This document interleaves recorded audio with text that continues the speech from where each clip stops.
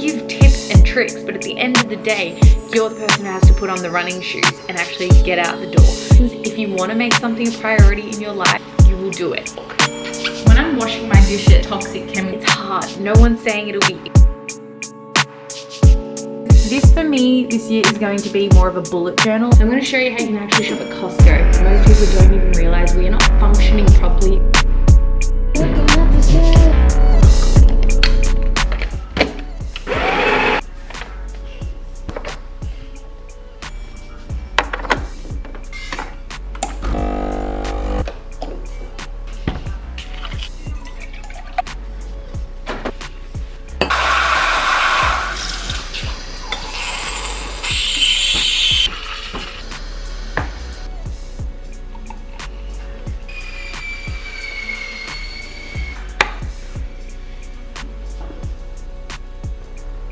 We are back from holidays and I don't even know if this is the intro, but I'm about to go on an incline walk.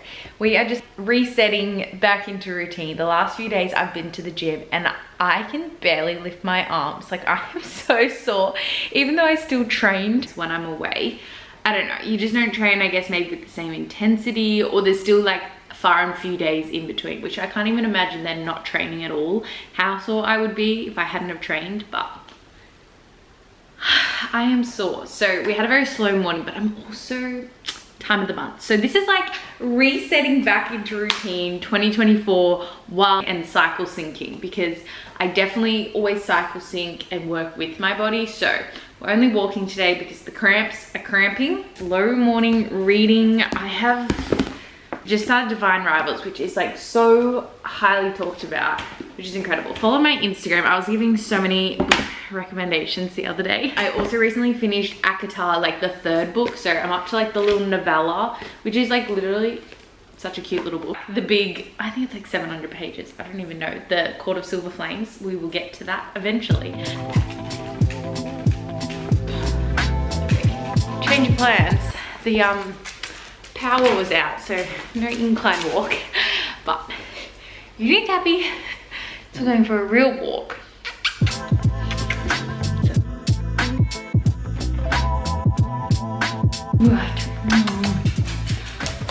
Got more water. Ideally I want to try get actual delivered water that's not in plastic, but this is still better than the shit that comes out of your taps. The fluoride, everything. Oh my god, if you don't have a tap filter, look it up what could be in your thing, because so many people have gut bacteria. Some of it could be from your tap water. So do your research, but stop drinking tap water. Obsessed with this grocery bag I got when I was in LA coming home from my last trip. So what did I get? I'll show you. I'm on a mission today to make sourdough starter. I said when I was away, all I want to do is just make homemade breads. I love baking. I make homemade broth, which is currently in my fridge. Like I love making whole foods, everything that's so good for your gut health, homemade. And the one food I won't give up is bread. I love my bread and butter. So I want to at least start making my own bread, so I at least know that it is made with barely any ingredients. Organic milk. I think I got the right flours. This was unbleached plain flour, which is what it said to get, unbleached. Making my protein oats. If you've been here for a while, you know I have my protein oats every single day, except for when I'm traveling, and I miss them so much. It's like the one form of kind of, I guess, carbs that maybe some people would cut out with my type of lifestyle of eating, but I generally really love oats. They don't really upset my stomach at all, so I keep them. It's delicious. I wanted to share, when I'm washing my dishes, I recently just made my own wash because there's just so much chemicals in all the other bullshit. So it's actually just like some lemons in here, lime, with a bit of vinegar and then just water. And it's actually smells really good. And it's cleaning everything just so well. Less chemicals, it'll preserve my pots and everything so much longer. So, and also cheap. Like, do you know how cheap a bottle of vinegar is? And it will last you forever because you only then add a little bit. And some lemons. Look, lemons are kind of expensive at the moment, but still. Oh my god, I just got a whiff of vinegar. It actually smells really good. Anyway, that's my little cleaning tip. I'm on the search for either making my own washing detergent. That's like the next thing I want to cut out, is toxic chemicals in washing. Because if you think about it, you're like then sleeping on your sheets. Your skin is the biggest organ to absorb all that chemical bullshit, interrupting your endocrine system. I could go on and on and on. I just added a scoop of protein powder. This actually isn't my favorite, but I just ran out of my favorite protein powder, which is Alpha Genetics. So we're using what we got. Just oats cooked in water on the stovetop. That makes all the difference. And protein powder. Then I just add raspberries and dark chocolate.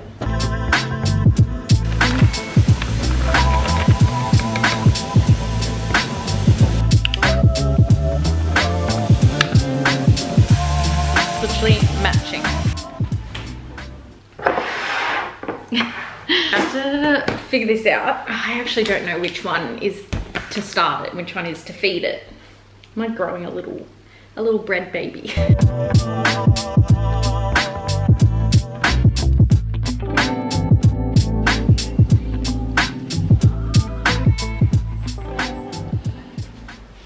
I love coffee. One of my dance students got me this present last year and I'm obsessed with it. I am such a diary person and a journal, and I got new ones for the new year when I got back from my holiday, so definitely a part of my reset. But let me show you last year's. Okay, last year I was off my like journaling game, but I never miss with my diary. This has my whole life in it. Like, I am someone who actually puts everything in the calendar. Like, I do not start a diary and then forget. Like, every day is filled. I feel like I see people looking for tips and tricks on how to keep a diary or a journal. They'll start. I just put no expectations on it. It's not like I just have the same routine every day. So if it's not in the diary and I don't know what I'm doing tomorrow, I generally will forget. There is no boss to tell me what to do. There are so many aspects that just need to be in a diary. So for me, it's a no-brainer, because where else would I store it all? In my head, I'd probably forget. Kikki.K, which love. I love the layout of Kikki.K weekly diaries. If you're wondering as well, I'm a weekly diary, not a daily diary. I find I don't like the full page for a day, but I think that would be handy if you were also using it as a journal, because then you could probably put your daily gratitude all in one place. For me, I like to keep it separate. I really like a weekly spread. You can see the whole week on one page, because that way I can like plan ahead, because I visually can see everything that's coming up. Kikki.K, love it. I just didn't like their color scheme this year. I went into Milligram, I think it is, where they have a range of different brands. So yeah, any day now. And again, I got a weekly planner, but I've already been filling it out, as you can see. But dealing with the no lines, I feel like it looks messier. But yeah, I just got the plain black and white. This for me this year is going to be more of a bullet journal. I've never really done that style, but I thought it would be super helpful. So I also then did like a 2023 recap. And then I did all the books I read last year, and I didn't print them all out. These were like some of my favorites, but I feel like that is just so cute and such a good thing to look back on. I started this year's. I need to add a book in here already, but I have read 5 books so far in January. My reading goal is 42. These are some of my anticipated reads. I did a bit of a morning gratitude, and then I just started to document a few things. Yeah, I'm not a bullet journal expert, but I always go to Pinterest, get a heap of ideas, and just kind of like, that's how I did my little library. I really want to get like a mini printer so that I can always print out photos, because I think visually seeing it is also so much nicer than just putting on too much pressure to just like write a heap and be able to understand it when you look back, because I'm someone who kind of just like brain dumps and then I don't really understand it, or like it'll jog my memory. But I think just having photos and things is so nice. So this is what I'm going to do for 2024. Kind of like that I have a cohesive, even though they're like both different, but they like stand out to me and they're the same brand, so it just feels like I have my life together. This journal I didn't really explain, but because of the just glued kind of binder, it purposely, like, no matter what page you go to, it just sits so flat on your table, which makes it so good for journaling. That is how I kind of organize my life. I thought that would be helpful. But right now I'm going to do some computer work. I have an upcoming dance course I need to complete, so I'm kind of just renewing my qualifications as an acrobatic teacher. that'd be really fun, but I've got a little bit of work to do for that. Other than that, we're chilling. I'll probably be reading and journaling, but I hope that inspires you to maybe just start a journal. Don't put any pressure on it, have fun with it, print out little photos. If you can get into the habit of writing down what you do for the day. I even put in if I've gone for a walk or the gym, and it's just so good to look back and see how consistent you were with your habits. But like I always say, there's not really tips and tricks you can give for these things. If you want to make something a priority in your life, you will do it. You will make the time. It's hard. No one's saying it'll be easy. People ask for tips and tricks on how you read more, how you start running. I can give tips and tricks, but at the end of the day, you're the person who has to put on the running shoes and actually get out the door. You're the person who has to actually put pen to paper and write what you want to journal about. Putting things in the diary takes it out of my brain. Reading is the only time my mind fully relaxes. So they are all things I prioritize. Are they all things that just I feel motivated to do? No. But do I just make them a part of my daily life like you would if your boss was making you respond to emails? Yes. That's your tough love for 2024. Heading for Sunday morning yoga, which I have not been in so long. Eugene, don't cry. Yoga finished and it was so beautiful. It's actually so hard, like I was sweating as well. It is such a big challenge for me to not only relax my body but my mind as well, so I was stiff everywhere.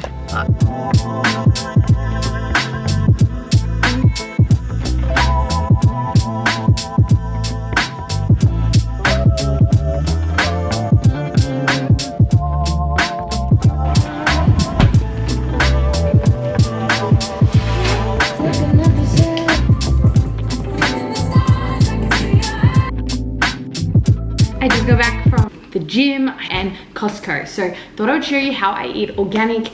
90% of my meals are like no poison, so basically I try and avoid seed oils, anything ultra processed, and just live a more whole food organic. It's what keeps you full, keeps your hormones intact to like a whole new limit that most people don't even realize. We are not functioning properly in this society because of how much foods are just processed, even so healthy foods.